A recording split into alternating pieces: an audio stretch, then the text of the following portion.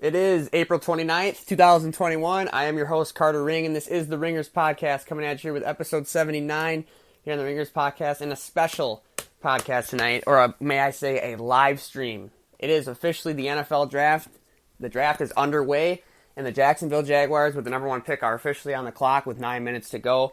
If you are joining me tonight here on the Ringers Podcast, I appreciate you so much for listening.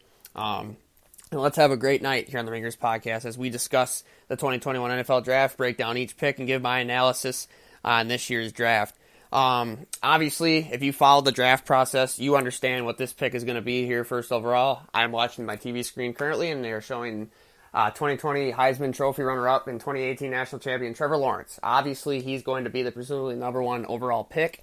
Anyone that's been following the draft process knows this.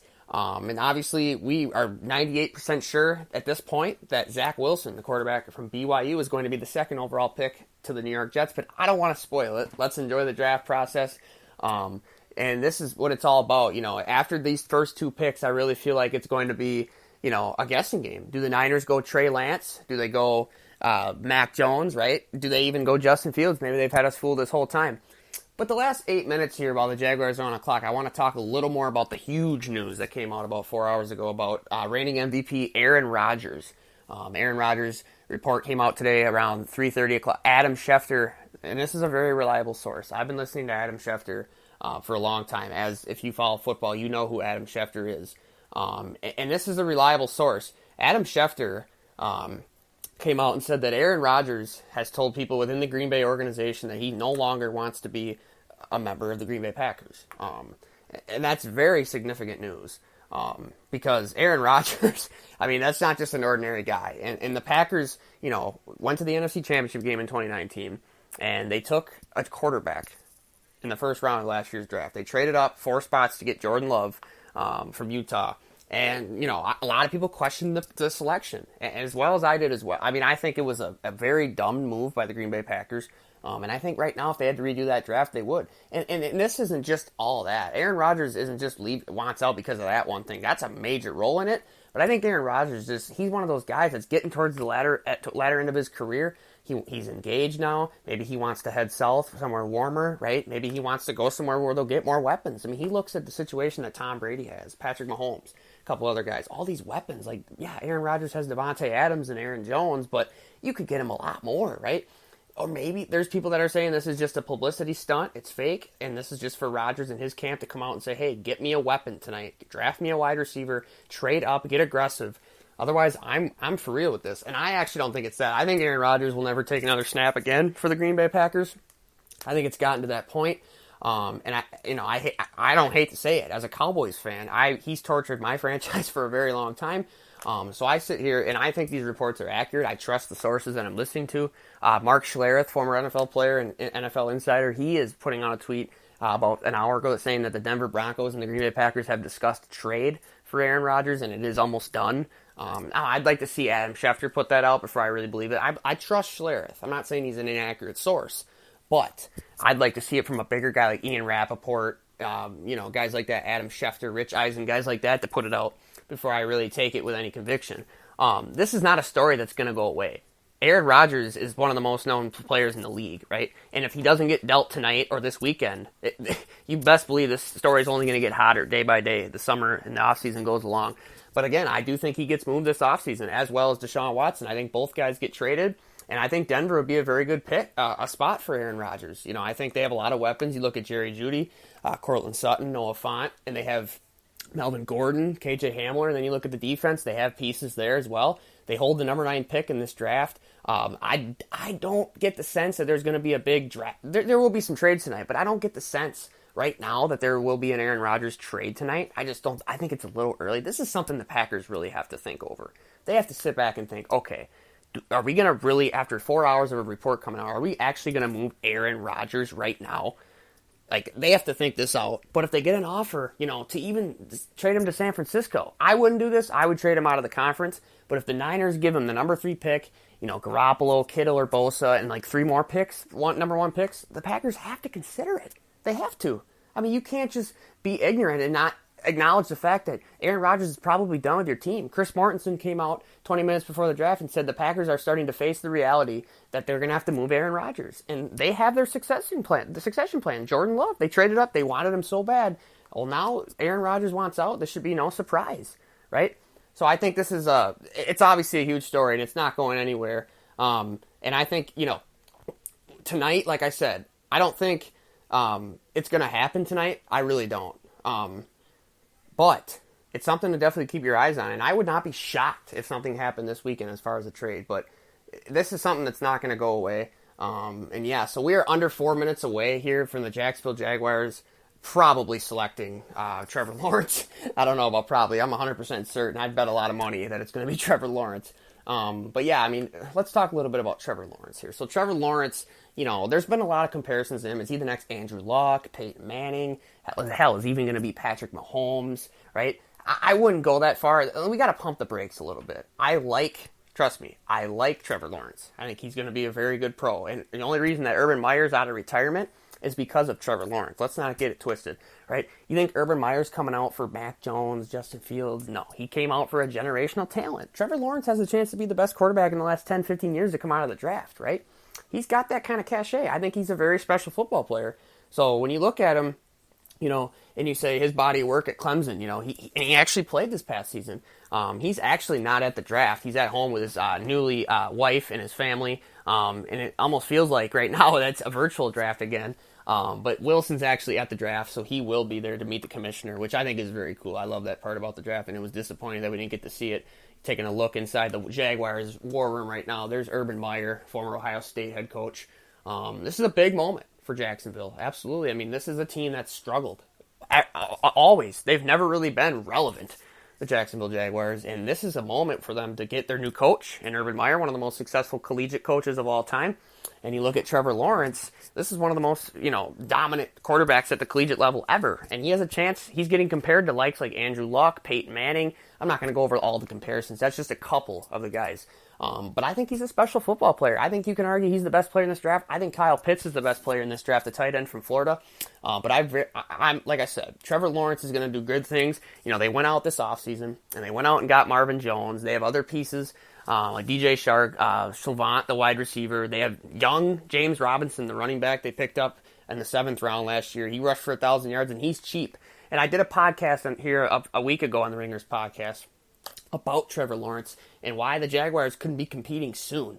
And if they are able to use that cap space on a cheap Lawrence, cheap Robinson, keep building an offensive line with draft picks. They have 2 picks in the first round and a 25th pick. I expect them to look at offensive tackle to protect their quarterback investment. And if they draft well the next couple of years and spend big on defense, I think the Jaguars can compete in the AFC. I know you got the Chiefs. I know you got the Bills and the Ravens and the Browns are doing things too. But Trevor Lawrence, if he's that guy and Urban Meyer can coach at this level, don't be surprised if the Jacksonville Jaguars are competing in the AFC and in the NFL, to be honest with you. So I think this is a very, very interesting thing. I'm going to keep my eyes on the Jaguars this year, no doubt about it. The pick is in. The Jacksonville Jaguars set to make their selection here. We should see Commissioner Goodell walking to the podium here any minute.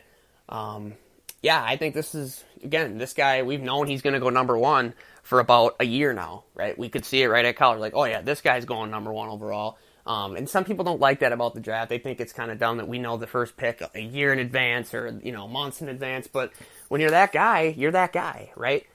So obviously Trevor Lawrence, going to go first here. There's a lot of shakeup that's going to happen after the first 2 picks. We know Wilson's going to go 2. There's Mac Jones. Will the Niners take Mac Jones? There's been a lot of smoke around that. Or will they go Trey Lance? I heard that they're not taking Justin Fields. I think it's going to be either Mac Jones or Trey Lance. I'm leaning towards Mac Jones. But again, I would not be surprised if anything happens. Could there be a huge trade between the Packers and 49ers? I guess we'll find out. Commissioner Goodell is walking to the podium with the Jacksonville Jaguars' first overall selection here in the 2021 NFL Draft. It appears that Roger Goodell has a Jaguars fan that he picked out of the crowd to announce the selection, I think. If it's not Lawrence, then who knows? I think it is Lawrence for sure. And here is the selection from Commissioner Goodell.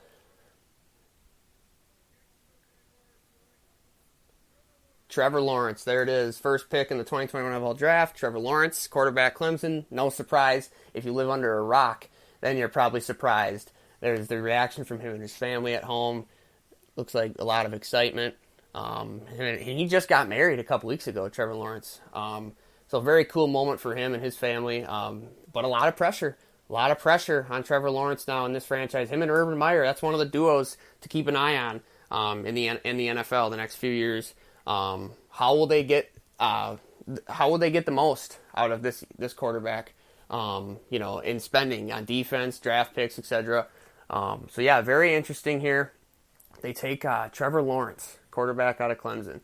I've watched Trevor Lawrence. I watch a lot of draft tape, and I've watched Trevor Lawrence's tape a few times. I didn't spend a whole lot of time on Lawrence because I knew he was going number 1 overall, and I've seen him play a lot, and I watched his draft tape, a few times, and I'm like, yeah, he's your prototypical quarterback. Stand in the pocket, throw the ball deep. He's very accurate, and he's kind of mobile. He can be very mobile at times, but he's your precision passer from the pocket. He's a guy that if you give him time in the pocket, he's going to gut you. And that's what you look for in today's modern NFL. You look for a quarterback that can stand in the pocket, make the throw as necessary, be big on third down, throw guys open, right? Be clutch, be big in big time situations. So Trevor Lawrence to the Jacksonville Jaguars, first overall pick. Now I'm going to transition into the New York Jets, who are now on the clock with 6 minutes to go, and we see right here they're kind of spoiling it. Zach Wilson, apparently, it looks like he's going to be the pick. He's hugging his girlfriend or fiance, whoever that is. He's hugging. But Zach Wilson, so from BYU, this kid kind of came out of nowhere, Zach Wilson. I've studied his tape a few times, more than Lawrence. And we heard back in December and all before that Justin Fields was going to be the number 2 pick, no doubt about it. And then all of a sudden, Zach Wilson comes out of left field. And if you don't follow the draft process or you don't watch college football, you're like, oh my God, who's Zach Wilson? Well, I knew who he was. I mean, I watched a couple of his games at BYU, and I said, this kid's got a chance to be special. I've heard the Mahomes comparisons and all that, and I pump the brakes. Patrick Mahomes is a rarity, right? Zach Wilson has a chance to be a very special football player. I'm not going to say that he's Patrick Mahomes or Aaron Rodgers. Those guys are rarities. They're all-time talents. They've already achieved things in the NFL that most can dream of, right? But when I watch Zach Wilson, he's got that game. And he reminds me kind of Johnny Manziel. Johnny Manziel obviously did not pan out in the NFL. And I don't think that has to do with just his play. I think there's character concerns. Obviously, if you know Johnny Manziel, you know what I'm talking about. But when I watch Zach Wilson here, he's got the cannon arm. Johnny Manziel had the same kind of arm in college, right? And Wilson's mobile, and that's what the Jets are going to get here for their offense. New head coach, former defensive coordinator of the 49ers, Robert Saleh. He's a defensive mime. But it's going to be interesting to see how they use Wilson. I mean, he's a guy that can make all the throws. I watch his tape. They're showing the film right now. He's a guy that can stand in the pocket, and he just delivers. And that's what you need in today's modern NFL, like Lawrence. You need that guy, right, that can make the throws necessary and move up in the pocket, elude the rush. And those are all important qualities in a quarterback in today's NFL. So I really like Zach Wilson's upside. I think he's going to be a tremendous pro. And I don't fault the Jets for taking him here. You can make the case for Justin Fields, Trey Lance. Hell, there's going to be people that make the case for Mac Jones. Sure, go ahead. But at the end of the day, I think Zach Wilson is the second most ready out of all these quarterbacks right now to come in and contribute and lead a franchise. And obviously, it's a big responsibility to go to the New York Jets. New York is a big football city. New York fans, trust me, I'm an NFC East fan. I know how Giants fans are. New York Giants, New York Jets. Football is serious in New York. And this kid's coming in with a lot of pressure. Right? And, the Jets have Denzel Mims, but they need to address their offensive line. They also need to address their skill positions. They hold the 23rd pick in this first round as well. They have 2 picks just like Jacksonville. I think they need to go out and get another receiver for Zach Wilson. You could look at your receiver position. You could look at maybe a Rashad Bateman, Elijah Moore, Kadarius Toney, Rondale Moore, Terrace Marshall. There's a lot of receivers. Obviously, they're not going to have a lick at Waddle, Chase Smith, or Pitts, but they're going to have their cream of the crop at some of these wide receivers, right, in the NFL draft. And I think, in the first round, yeah, sure, they could go ahead and take a tackle as well. You want to protect his blind side, get a left tackle. You could look at Tevin Jenkins, Sam Cosmi. There's some other guys like, Vera Tucker or Darisaw. I don't know if those guys will slip to the 23rd pick, but they could always trade up as well. So the Jets, I think they have 8 or 9 picks, if I'm not mistaken. So yeah, they have a chance to really build this team. Obviously, they're getting their generational quarterback here in Zach Wilson. Or hope to be generational. That's what they hope he turns out to be. But franchise caliber, that's what he'll probably end up being. Is there a chance that he could end up busting? Sure. Trust me, Zach Wilson has a chance to be a bust. I'm not saying he's going to be generational. I'm saying he has a chance to either be good, great, or a bust, right? And more times than not, we've seen lately guys bust, right? I mean, would you consider Sam Darnold's career a success so far? He's already been traded, right? No, it's not all his fault. And I think